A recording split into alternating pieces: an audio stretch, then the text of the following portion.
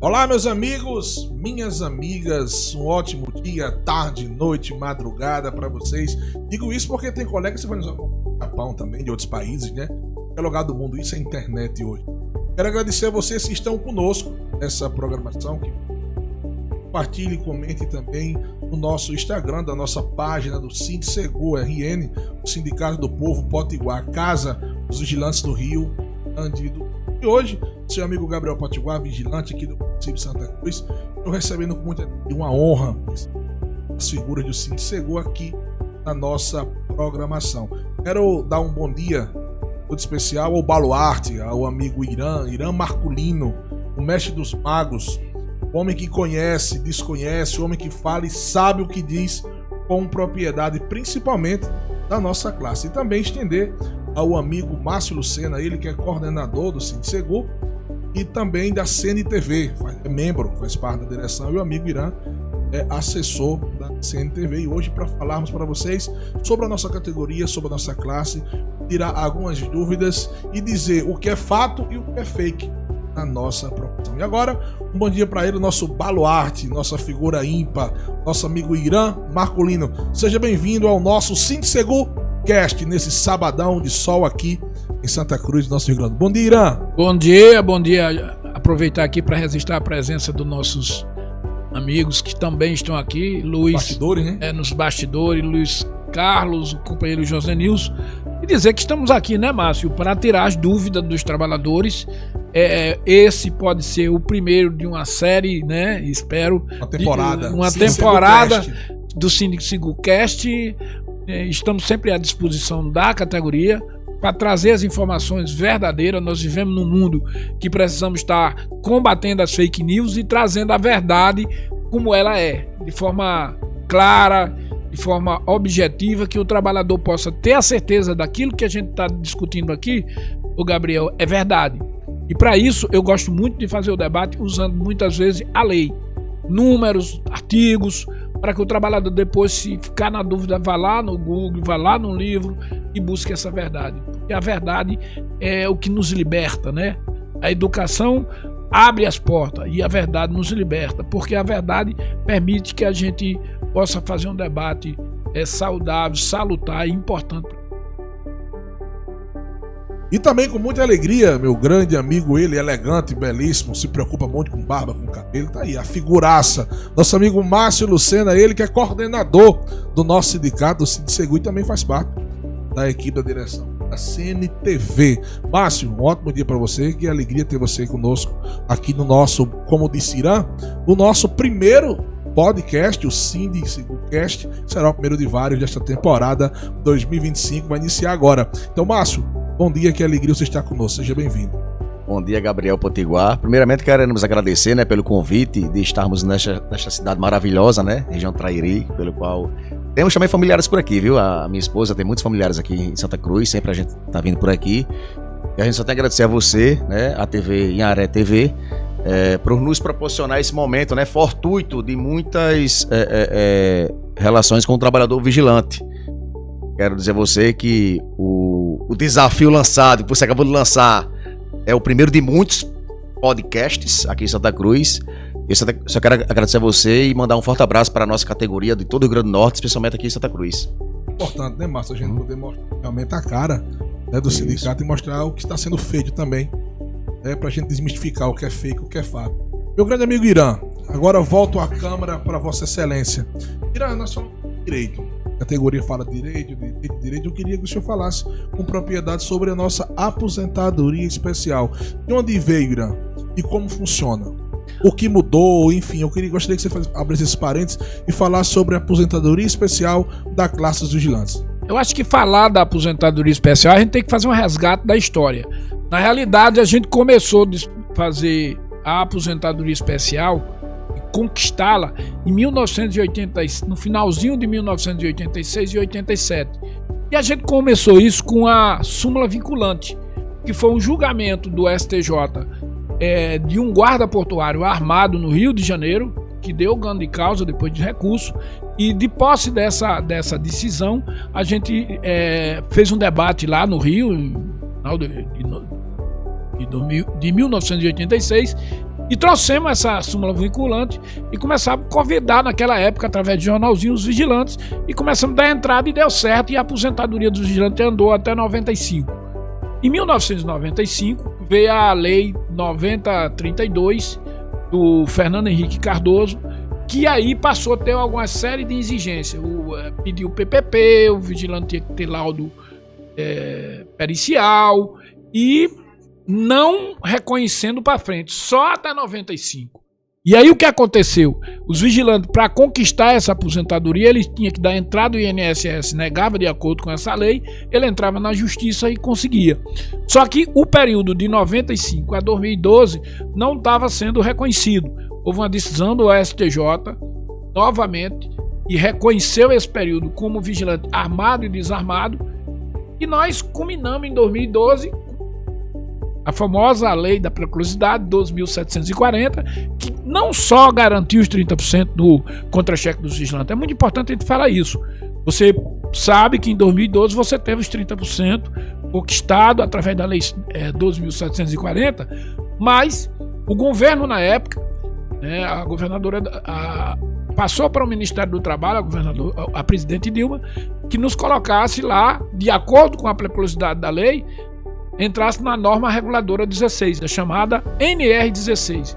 E o que é a NR16? É um grupo de trabalhadores que tem direito à aposentadoria especial, que é dividido em 3 grupos, né? O grupo que sofre mais, mineiro, carvão, que é o grupo A, tem um grupo B de insalubridade e o grupo C, que inclui vigilante, eletricidade e tem outras outras.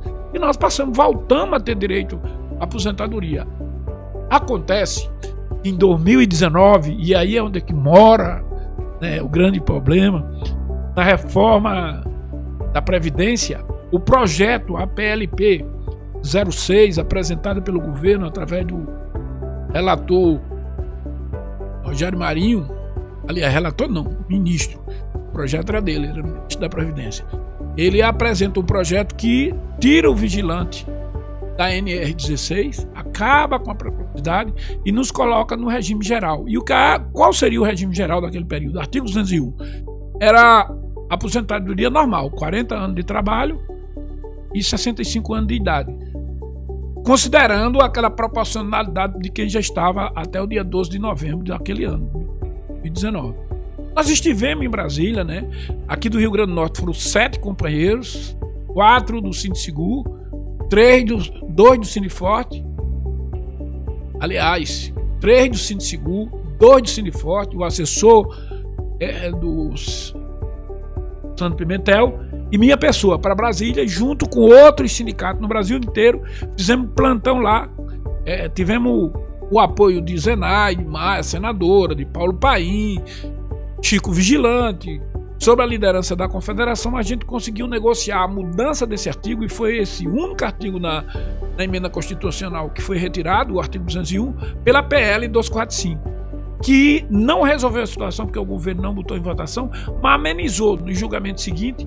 E hoje, em resumo, o STJ reconheceu depois no julgamento 1031 o nosso direito à aposentadoria, armado ou desarmado, mas ficou condicionado a uma PLP de ser regulamentado. Como não foi, ficou garantida a aposentadoria dos 25 anos, mas numa transição de ter que ter 60 anos de idade. Também só valendo para quem assinou a carteira até dia 12 de novembro de 2019. De lá para cá não teria mais direito. O que se discute, está em debate hoje na pauta, são dois temas e uma votação no Congresso. Projeto. Os 2 temas é o 6309, que trata de tirar esse limite de idade, tá? De você ter direito de se aposentar aos 25 anos, com 48, 50, 52, quanto que você tiver. Pode ter 70, mas pode ter somente 50, que é o 6309. E tem o 1209, que é o julgamento que nós estamos lutando, se Deus quiser, no dia 30 de maio. Vamos fazer um protesto pacífico, porque nós vamos ter que conquistar a simpatia do relator para ele colocar em votação, mas também o voto de 4 ministros que garante a aposentadoria especial para todos, independente de quem assinou a carteira antes de 2019, novembro, ou depois, e tira também o limite de idade. Então são 2 correntes no STF que está sendo julgado. Lembrando, é importante que a gente já ganhou em todas as instâncias isso aí. A gente ganhou nas varas federais, ganhamos nas primeira instância, ganhamos nos tribunais regionais, ganhamos no STJ e agora está no STF. Recurso dos procuradores do Paraná, Santa Catarina e Rio Grande do Sul nos anos de 2019 e 2020. Mesmo perdendo os últimos recursos que se tem do governo, eles usou da época todo digamos assim, essas brechas jurídicas de recorrer, de não cumprir essa parte. No dia 30 nós estamos fazendo isso para ver se resolve um. Mas é importante também falar do outro projeto, esse sim que está no Congresso Nacional, oriundo ainda da PLP 245, agora 42, porque mudou a legislatura, ele tinha sido arquivado, foi retomado tudo agora em 2022, final de 2023, me está dizendo. E como é que está ele? Ele foi aprovado na Comissão do Trabalho, aposentadoria dos vigilantes aos 25 anos, com limite de idade de 48. E para nós é excelente, porque se o vigilante entrar com 21 anos e trabalhar 25, ele chega a 46. É muito difícil acontecer. Normalmente ele vai estar, né, na média, 98% dos vigilantes, essa aposentadoria no Brasil pega no limite dos 48 anos. Então estaria perfeito. Foi aprovado por unanimidade, só que ele está parado lá na Comissão da Previdência, já houve audiência, 2 ou 3 audiências, já houve pedido e conversação com o deputado Pastor Eurico, de Pernambuco, que é presidente da Comissão da Previdência, mas também é relator. E aí nós também estamos lutando nessas duas frentes. Ao mesmo tempo que a gente briga no STF, já tivemos com o líder do governo, Beto Faro, senador lá do Norte, tivemos com Aécio Oliveira, tivemos com o Zenaide, tivemos com Paulo Paim, tentando abrir o diálogo com o STF para que eles nos recebam, né, a Confederação e o CURI já participa desse processo diretamente, já que esse processo é oriundo da Confederação Nacional dos Trabalhadores da Indústria, e estamos nessa luta para ter objetivos finais vitoriosos para o vigilante, e são mais de 100 mil vigilantes que não se aposentaram entre 2019 até agora, tá? Tem notícia boa? Tem. Em 2023, o INSS voltou a reconhecer 1,4 feito para aposentadoria, diante ainda daquelas condições de cessão. A gente discutiu. Olha isso, Irã, uma aula desse primeira pauta do programa. Meu amigo Márcio Lucena, coordenador do Sindicegu, e agora a pergunta vai para Vossa Excelência. Márcio, recente agora teve uma assembleia, grande vitória, né, dos vigilantes. Como é que funciona, Márcio? Como é que foi essa assembleia, essa luta? Como é que é essa responsabilidade, né, de estar à frente de um sindicato atuante, um sindicato responsável, um sindicato transparente e principalmente de uma categoria gigante como é a categoria de vigilante, que infelizmente ainda existe uma parte ainda que é dividida, não entende realmente a essência, o que significa a importância, e é um sindicato presente atuando como este agora, na coordenação do amigo Márcio. Como foi, Márcio, agora essa última assembleia? Fala um pouco pra gente, para os vigilantes, aqueles que não puderam acompanhar de alguma forma, não acompanharam, para poder entender realmente como é que funcionou, como é que se luta. É importante destacar, mais uma vez obrigado pelo espaço, é importante destacar que o movimento sindical é muito doloroso, né? Porque de um lado é a nossa classe laboral, que nos representamos, de outro lado a classe patronal, né? Assim, dos seus princípios. E estamos falando hoje em dia de praticamente 7 mil vigilantes atuando no estado do Rio Grande do Norte. Realmente você carrega uma grande responsabilidade, certo? E você tem que ter muita responsabilidade para assumir total responsabilidade. O que acontece? Desde outubro do ano passado, quando nós aprovamos a nossa minuta, né, inicial, patrão, né? Aí desencadeamos uma série de negociações e neste ano decidimos em diretoria, certo, fixar o jurídico. Por quê? Porque a gente vinha analisando nos últimos anos, e queira se queira não, tinha muitas manobras, certo, patronais, e isso desestabilizaria a categoria, certo? Como retirada de diminuição ou retirada de direitos. É importante também destacar que a reforma trabalhista de 2017 ela pactuou, né, Irã? Ela pactuou com esse desencontro dos direitos dos vigilantes, mas de lá para cá a gente vem desencadeando um trabalho sério, atuante, certo? E sempre buscar a regularidade e a centralização do poder aquisitivo do trabalhador vigilante. Nós conseguimos neste ano, né, para a próxima convenção, que ela agora vai passar pelo processo de homologação no Ministério do Trabalho, é um passo 2, isso é de praxe. A categoria aprovou, né, a proposta que construímos, que foi uma proposta com ganho real, levando em consideração que nosso NPC dos últimos 12 meses, já que nossa data base é fevereiro, bateu 4,17, a gente conseguiu um alcance de 5,01. Isso aí já vai 0,84 de ganho real, certo? E isso eleva nosso piso salarial para o 10º maior do país e, consequentemente, no topo do Nordeste, certo? Isso aí é um motivo de se orgulharmos, sim. Isso aí é um resultado de um trabalho sério que o sindicato vem desencadeando, e com isso a categoria falava-se muito no plano de saúde, né? A gente ouvia muito, desde a época do companheiro Pablo, pelo qual você tem um grande apreço, também tem um grande respeito por ele, que Deus não tenha. A categoria falava muito nesse plano de saúde, de muitos anos, e a gente sempre se emperrava com o patronal, certo? E nesse ano, por que demorou a convenção? Demorou num certo período, por quê? Apesar que nossa convenção, a data base é fevereiro, passou 2 meses praticamente para fechá-la, né? Com os retroativos garantidos. É importante destacar que os retroativos estão garantidos, serão pagos no pagamento de maio, que sai em junho, são 2 parcelas. Os retroativos de salário e de adicionais, etc., serão pagos no salário de maio, que sai em junho, assim como do Vale Alimentação sucessivamente, né? Vale Alimentação teremos 4 meses de retroativos, que é fevereiro, março, abril e maio, e de salários e de determinados adicionais, fevereiro, março e abril. Só para deixar claro, retroativos garantidos, e serão iniciados os pagamentos dos retroativos a partir do pagamento de maio, que sai em junho. Voltando ao assunto do plano de saúde. Era um sonho da categoria, né? E a gente nunca desistiu. Tanto que sempre nas nossas falas de anos anteriores, eu sempre dizia o seguinte: a gente vê tanta categoria, sem menosprezar, pelo amor de Deus, a classe trabalhadora. Mas vamos ser coerentes, né, Irã? A gente vê tantas categorias tendo a oportunidade de ter um plano de saúde. Qual a dificuldade do trabalhador vigilante ter também seu plano de saúde? Independente do início que vai desencadear o plano de saúde, com uma pequena coparticipação, bem acessível mesmo.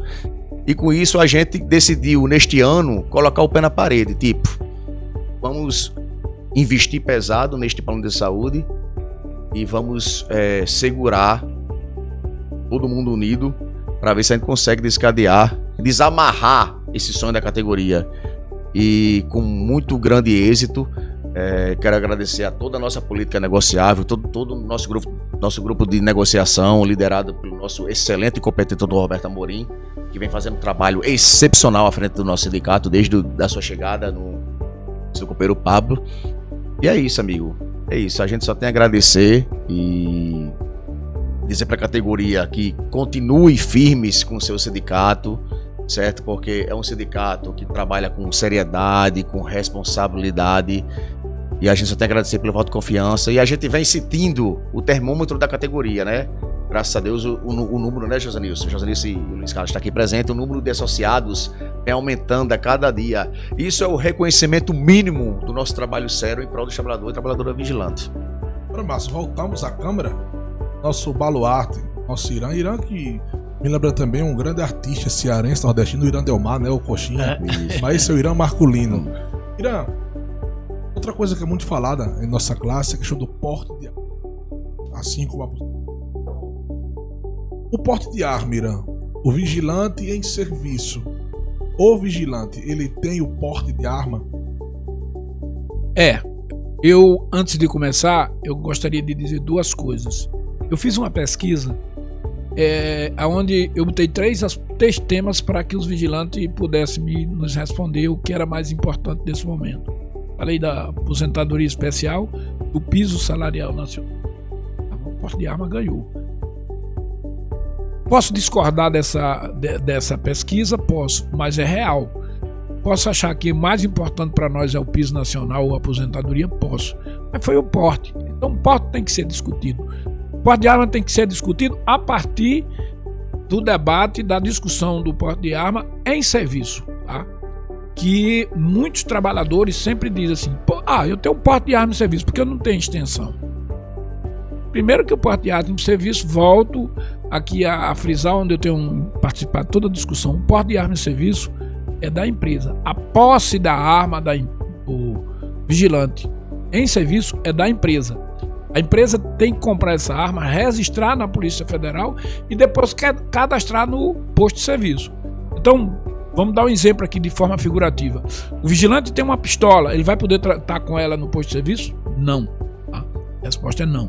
Porque a arma que ele pode atuar tem as condicionantes, as vírgulas jurídicas, e tem que ser arma da empresa. Então, a posse da arma, né, do chamado porte de arma do vigilante, na realidade é da empresa. Bom, essa é uma discussão. A outra discussão, quando se fala em extensão, que eu vejo muito vigilante também comentar, para ser a extensão do porte de arma, teria que ser essa arma da empresa.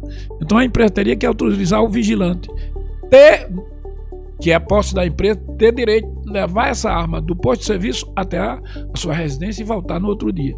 Nós sabemos que isso não é possível, isso não existe. Então a gente tem essa discussão começando nesse princípio. Porte de arma em serviço tem uma condicional de ter que ser a arma da empresa. E nós tivemos um exemplo aqui no Rio Grande do Norte, do caso de Caicó, onde o vigilante, por ter levado uma arma para fazer uma revisão no armeiro, ele por pouco não foi demitido, pegou 7 dias de suspensão, tá certo? De forma injusta, porque o colega denunciou que ele estava com outra arma no posto de serviço, né? E ele acreditando que ele em serviço teria direito ao porte de arma. Então, vamos ser claro que o porte de arma condiciona a arma ser da empresa. Resumindo, senhoras e senhores, o porte de arma é da arma ser. Isso está lá na Lei 7.102, revogada pela 14.967 e está na nova lei do Estatuto da Segurança Privada. A nossa classe, ele deveria ou seria importante ele ter o porte de arma pessoal? Eu acho importante que a gente abra um debate sobre isso, que a gente coloque os prós e os contras. A gente tem que ter muita responsabilidade quando a gente vamos dizer, defendo o porte de arma do vigilante. Acho justo e acho que está na lei. A Lei 10.826 de 2003 deixa muito claro da efetiva necessidade no artigo 4º, no artigo 10 deixa mais aberto ainda e mais claro ainda esse direito do vigilante quando trata da efetiva necessidade por risco profissional que o vigilante tem quando está num banco, quando está no transporte de valores, quando está na escolta armada, quando está carregando valores, quando está fazendo a segurança de um VIP e agora numa guarita, muros e guarita de um presídio, ele teria direito. Então, se no artigo 10 fala da efetiva necessidade por risco profissional e ameaça física, eu acho que é justo que ele tenha. Agora, a pergunta é, se nós temos esse direito, por que nós não tivemos ainda? E aí a gente tem que ser claro, são políticas de governos. Nenhum governo ainda, a partir de 2003, e vou ser sincero, independente de governo A ou B, esquerda ou direita, quis dar essa orientação para o delegado da Polícia Federal. Não é lei, porque vai depender de uma posição de um delegado. E interpretação, será? Eu acho que a interpretação, mas também a coragem do vigilante de fazer um requerimento do porte de arma, porque também aí uma outra discussão, nenhum vigilante que eu conheça, fora a Sergipe, que já tem feito isso, tem feito o requerimento usando essa legislação, usando esses 2 artigos e esses 3 parágrafos que tratam desse assunto. Acho que o vigilante que, por exemplo, sofreu um assalto, que teve uma briga, que tem um BO, que tem uma discussão, que teve uma reação de assalto, ele deveria usar essa documentação e usar um bom requerimento, né, feito por um advogado, por alguém que tenha noção de direito, e dê entrada na Polícia Federal. Porque mesmo que o delegado negue, não tenho dúvida que na Justiça o juiz vai garantir, através de liminar, essa decisão do vigilante ter o porte de arma. O problema para mim do porte de arma do vigilante não é só essa briga de conquista, é o custo. O custo da arma, o custo do treinamento, como eu já disse aqui, 70% dos vigilantes foram reprovados no início da reciclagem, depois da portaria 16 que tratou do saque rápido. 70. Nós estamos falando de 7 não foram reprovados porque não conseguiram fazer em 10 tiros acertar 6, em 10 tiros acertar 6, né, 60%, e em 5 saques acertar 3 dentro dos 3 segundos. A Polícia Federal teve que mudar isso. Agora o tiro é em pé, 4 segundos, o cara já está com a arma na mão, engatilhada para acertar em 5 segundos. Agora eu faço essa pergunta, porque o saque rápido em 3 segundos não é uma coisa de outro mundo para acertar um alvo a 5 metros. Você imagine a prova que tem para o porte de arma lá na Polícia Federal. que é em figuras do corpo, que simula o órgão, né? Pelo menos as informações que nós temos é em torno disso. A prova que tem que ser feita, a justificativa que tem que ser feita é muito mais difícil. Mas digamos que o vigilante passe todas essas etapas, compre a arma, se prepare, se organize, gaste dinheiro para fazer curso de tiro, curso básico para responder às provas, as taxas que tem, ele gasta 10, 12 mil. Aí é o vigilante lá da Interforte. Aí ele, eu tô com meu porte de arma, muito bom. 4, 5 meses depois ele é demitido. Como é que fica? Fácil. Porte de arma A profissão não dele. Vigilante. Quando o vigilante... Senhores e senhores, você vigilante, muita luta, altíssimo. Quanto você, pô? Isso. Caso você...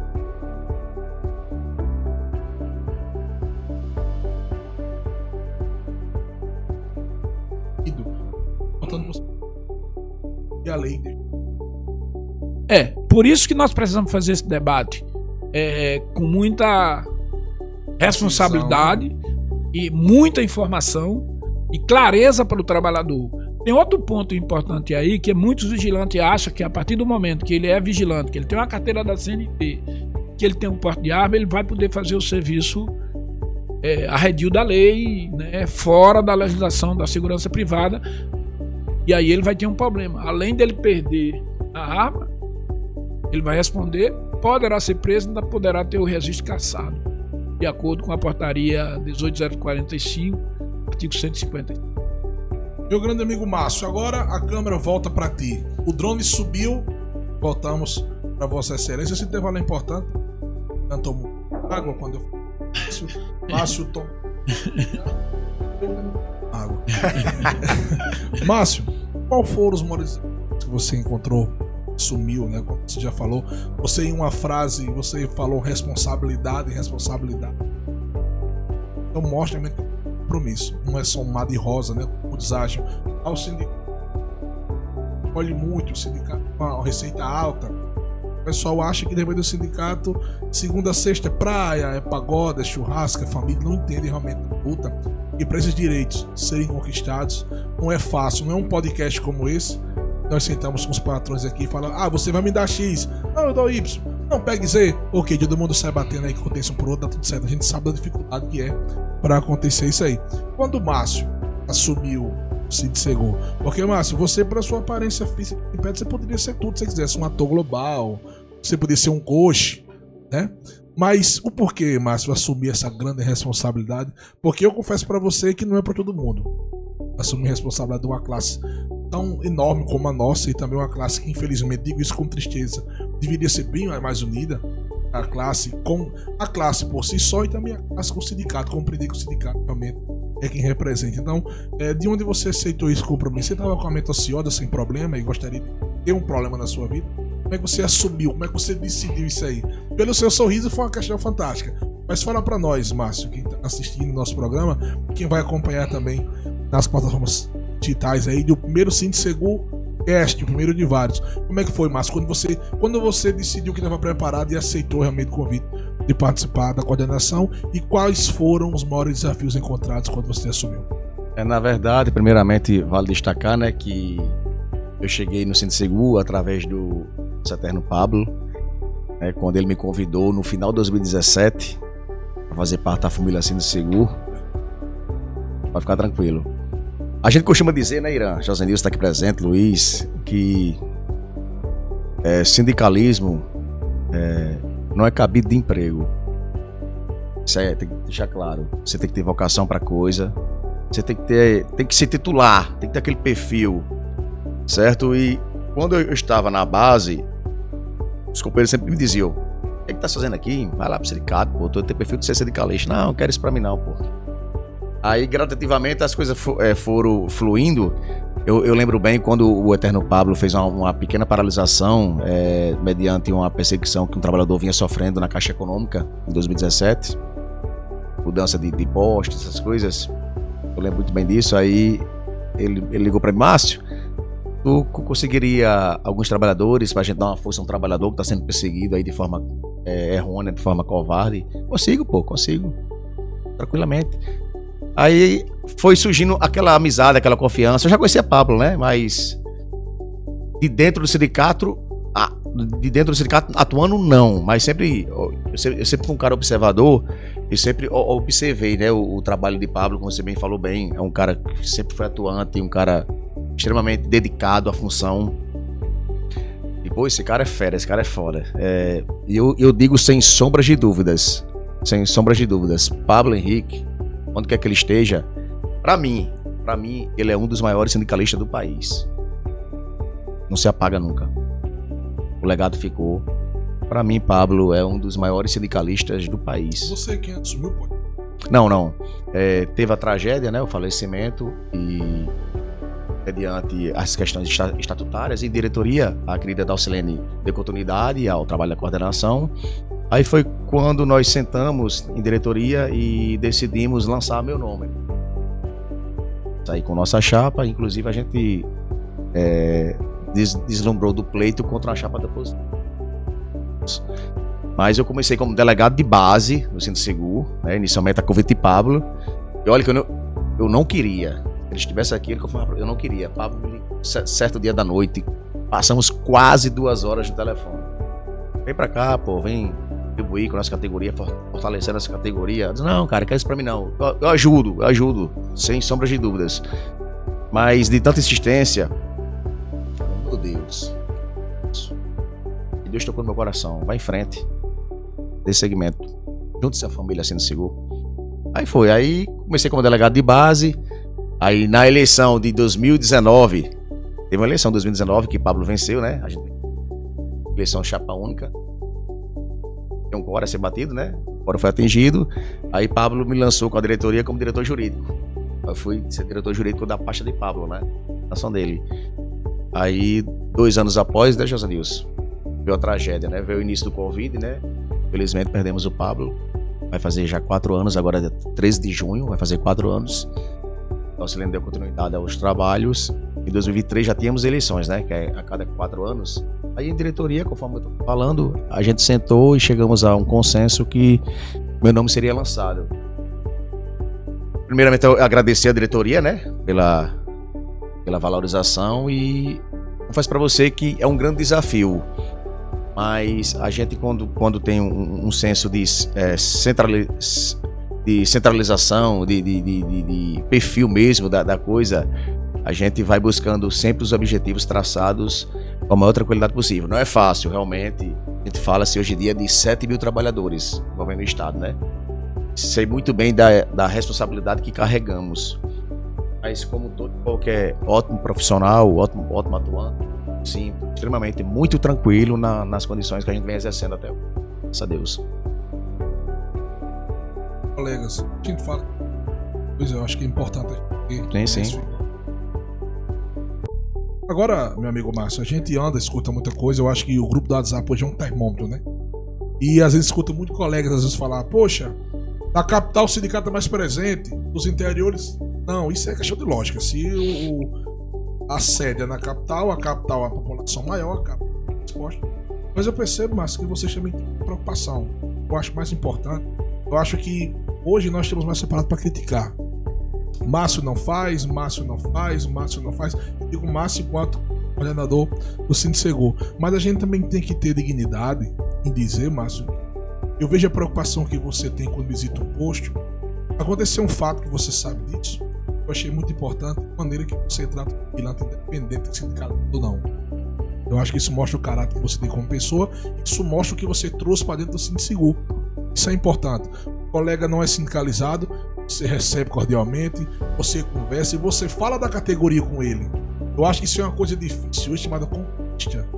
Às vezes você teve um problema em uma gestão, como o Irã bem frisou, a pessoa passa, a instituição fica. Isso.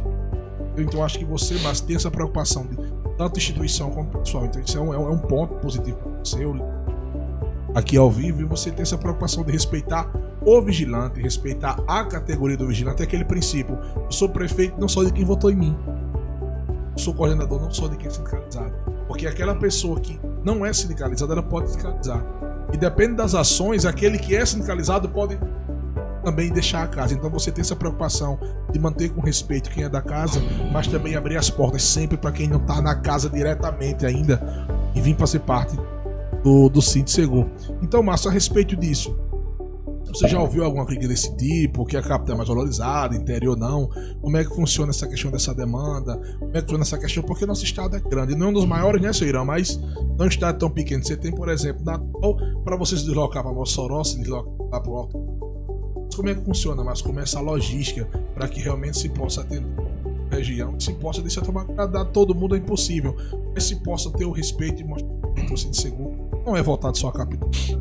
Todo o interior do estado do Rio Grande do Norte. Não, sim, é muito pertinente a sua pergunta. Inclusive, a gente tem muito fixado essa preocupação. Hoje temos uma diretoria que envolve 19 dirigentes, diretoria pequena, na diretoria tão gigante do Sindicegu, mas dentre as lacunas a serem preenchidas, a gente dará sim outros caminhos interligados à base.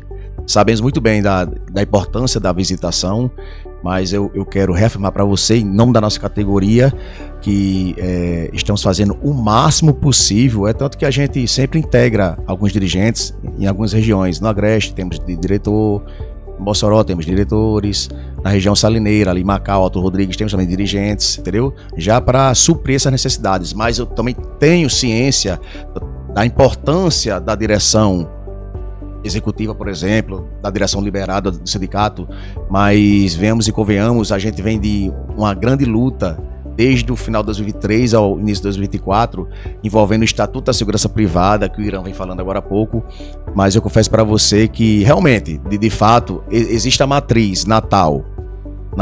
Lá é onde funciona, né, a metrópole, onde é desencadeada a nossa sede principal em Natal, onde a gente oferece todos os serviços para a nossa categoria.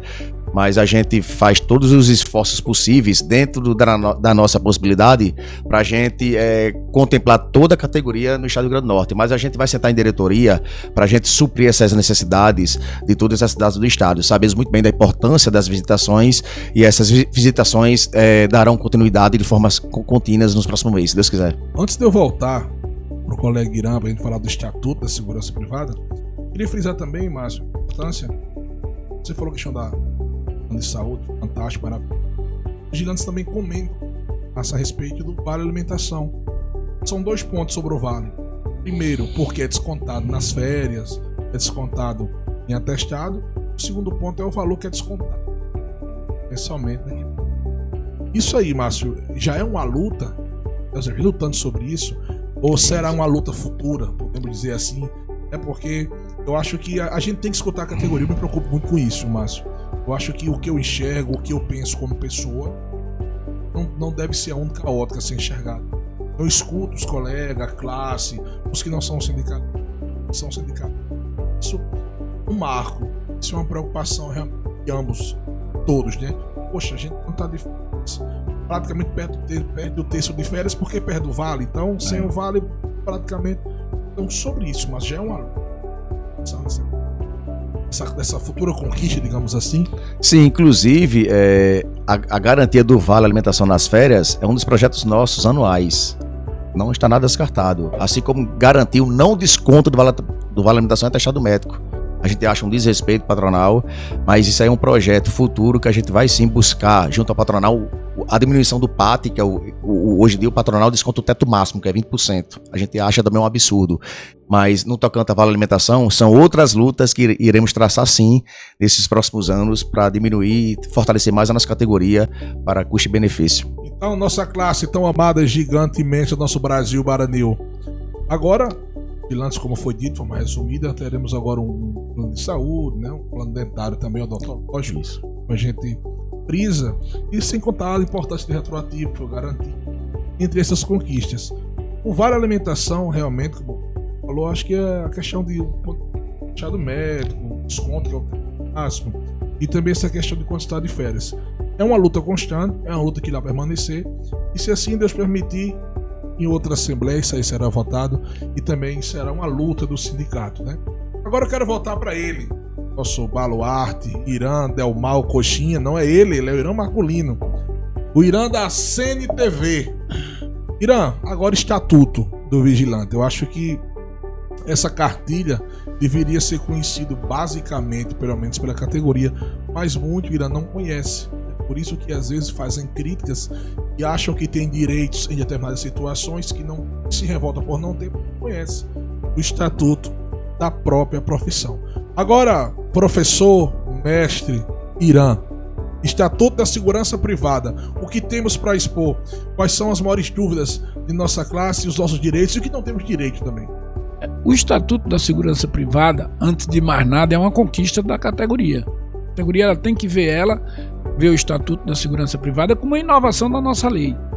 Se nós pegarmos a última lei do vigilante, de 20 de junho de 1983, nós estamos falando num período que nós não tínhamos celular, não tínhamos sistema de internet, nós não tínhamos porta giratória, nós não tínhamos colete e nós não tínhamos várias profissões que ao longo a partir de 1983 a gente tivemos. Por exemplo, a gente foi criado com duas funções, melhor dizendo, vigilante patrimonial e vigilante de transporte.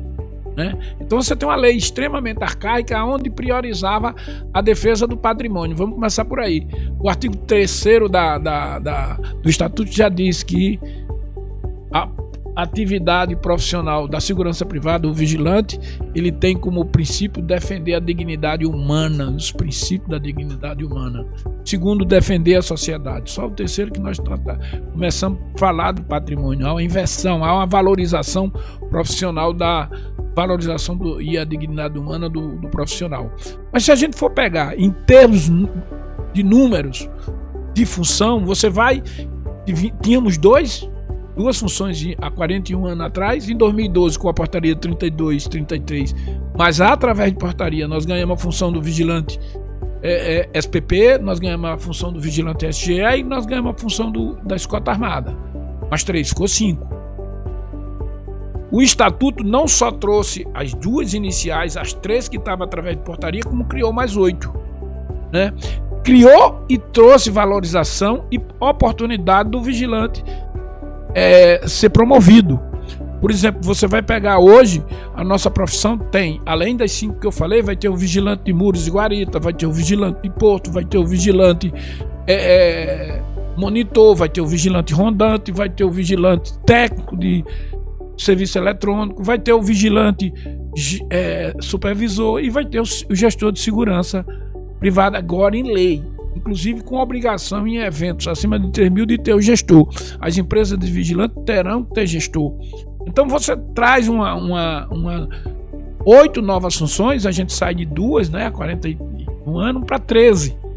Né? 13 funções. Isso vai gerar centenas de empregos. Aí o vigilante diz, não, o Estatuto só beneficiou a empresa. Mas vamos lá, uma continha aqui rápido, eu gosto de ser muito prático naquilo que a gente fala.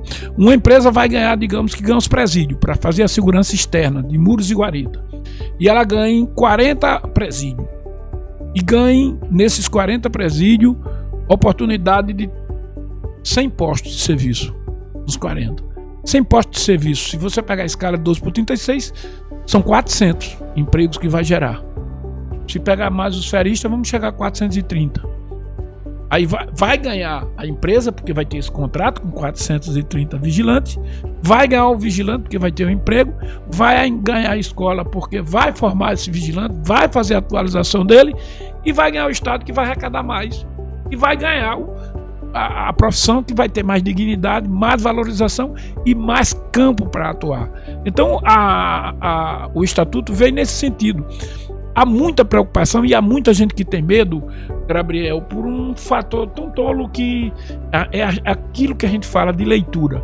Nenhum vigilante que trabalhou ou estava trabalhando antes do dia 9 de setembro de 2024, ele vai ter que provar o ensino fundamental do 9º ano. Ele vai continuar precisando só no 5º ano do ensino fundamental. Ou até se for analfabeto, de acordo com aquela lei falada anteriormente, ele vai poder. Vai ter dificuldade no mercado? Vai, mas vai ter a oportunidade de continuar nessa situação.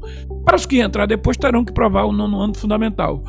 Para o supervisor, a mesma coisa, que antes tinha o ensino médio, agora ele vai ter que ter o 2º grau, a partir do dia 9 de setembro. E o gestor terá que ter curso de superior na função. Então é um estatuto moderno que traz a legislação. Agora, ainda está sendo feito adaptações, porque vai sair o decreto. Você sabe que depois de uma lei, para efetivamente essa lei entrar em vigor, nós precisamos do decreto, e esse decreto ainda está sendo discutido. A Confederação apresentou 40 sugestões, dos quais algumas foram aceitas, outras estão sendo debatidas ainda no Ministério do Trabalho, no Ministério da Justiça, e nós esperamos no decreto consertar algumas falhas que nós achamos importantes. E eu posso citar aqui, tá? Por exemplo, antes de falar nisso, eu queria também falar e dar um alerta. O artigo 50 da lei também beneficia o vigilante quando traz a possibilidade de prisão para quem oferece o serviço e para quem contrata. E não tinha. O próprio delegado da Polícia Federal na época, Capello disse, agora nós vamos poder chamar o prefeito de uma cidade quando ele for fazer um evento, dizer que ele tem que fazer um evento legalizado. Isso é vaga para o emprego do vigilante. Surgiu também a obrigatoriedade, que antes não estava tendo mais, de nos postos de atendimento que não tinha numerário, nos ex-agência bancária que viraram o posto de atendimento, de ser obrigatório no mínimo um vigilante. Mais emprego para o vigilante. Então, a gente vê o estatuto, de uma forma geral, como algo muito positivo. Agora, tem falhas. Por exemplo, a gente é contra que o curso de formação de vigilante, depois de 5 anos, ele perca validade caso o trabalhador não esteja trabalhando. Por quê? Porque para isso já existe a atualização, que é a antiga reciclagem. Então não tem sentido rasgar o curso, já que nós quando estiver, mesmo desempregado, quando entrar no trabalho, a gente vai ter que fazer a atualização. Nós não concordamos também com o que está na portaria, que a cassação seja de forma definitiva. Nós entendemos que tem que ser a partir de 1 ano. Porque antes, na portaria 18.045, falava na cassação do vigilante de forma definitiva. Você nunca mais poderia voltar a trabalhar se não cumprisse aquele artigo 157, que entre vários princípios tem de bebida, de droga, de respeito ao direito individual, né, que está lá no artigo 157 e o inciso 1º. De uma forma geral, nós estamos lutando também para implantar a lei anticalote, porque tinha alguma coisa nesse sentido de proteção para a empresa renovar o contrato, ter que apresentar quitação de FGTS, de INSS, do direito trabalhista.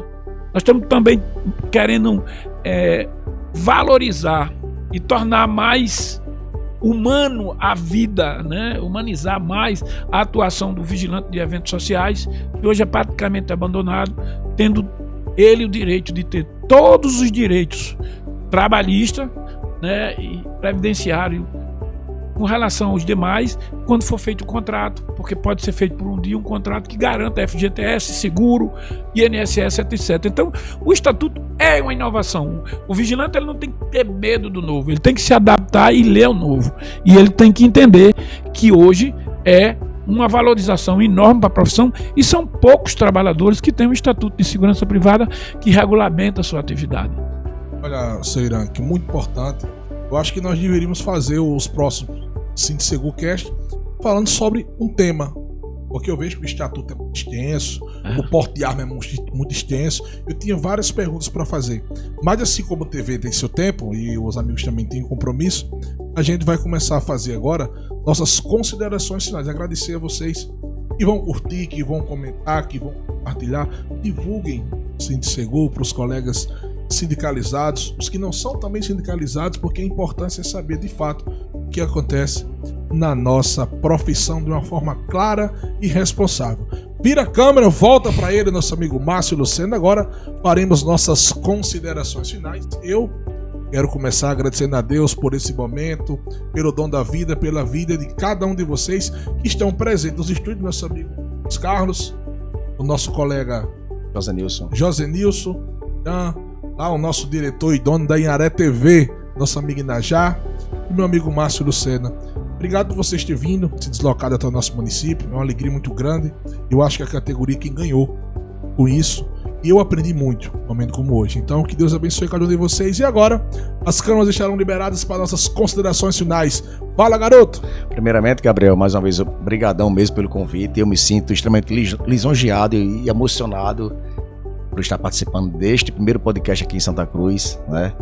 E eu só tenho que agradecer a nossa categoria e dizer a todos os vigilantes e continue firmes aí, fortes com o seu sindicato aí, e deixando um pequeno recado: SindSegu, único e legítimo Sindicato dos Vigilantes do Estado do Rio Grande do Norte. No próximo programa, Márcio, a gente vai falar sobre esse tema também, né, sobre o Sindicato e sobre isso que você comentou, É verdade, que é o único e por que Isso, é o único. perfeito. E agora nosso amigo Irã, nosso baluarte, para fazer as suas considerações finais do nosso primeiro de vários dessa temporada, que inicia hoje, do Sintsegu Cast, o programa dos vigilantes.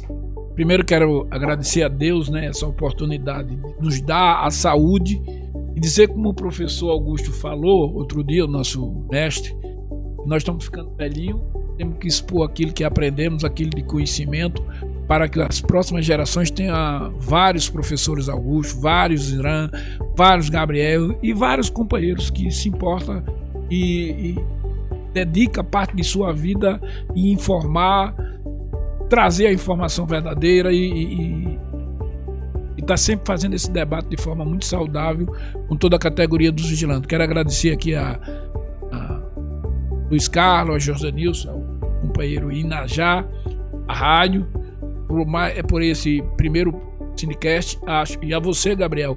Acho importante aquilo que você debateu, e a comunicação é tudo. A comunicação liberta. E a comunicação tem uma importância muito grande, porque ela salva a vida, inclusive. Pela forma de, eu vi o professor bastante emocionado quando o vigilante estava aflito em casa, porque ia fazer reciclagem e não sabia que ele não precisaria do nono ano do ensino fundamental, e sim do estudo que ele tinha, que era a quinta série ou quinto ano do ensino fundamental. Você imagina o alívio que um trabalhador que está nos ouvindo, que não tem o nono ano do ensino fundamental, em saber que ele necessariamente não precisa se matar para estudar, que o ideal é que estude, mas se não tiver, de ficar aperreado, com pesadelo e com medo de perder seu emprego. Não vai, porque a gente está informando a verdade. Assim como a aposentadoria, tem muitos trabalhadores no Brasil e no Rio Grande do Norte que já tem os 60 anos, já podia estar aposentado, mas está sem ter essa informação. Então, o que nós debatemos aqui hoje é serviço de informação verdadeira, serviço de enfrentamento do fake news, prestação de conta de tudo que fazemos, e Deus nos dê saúde, dê aquele dom de não necessariamente às vezes estar lendo um papel para estar falando de nossa atividade, porque nós fazemos isso há 41 anos, tive a honra de ser presidente do sindicato ano, fundador. Acho importante que a gente faça um debate de quem realmente representa o sindicato, de quem tem convenções assinadas nos últimos 12 anos, só para essa situação. Então, e me coloco sempre à inteira disposição.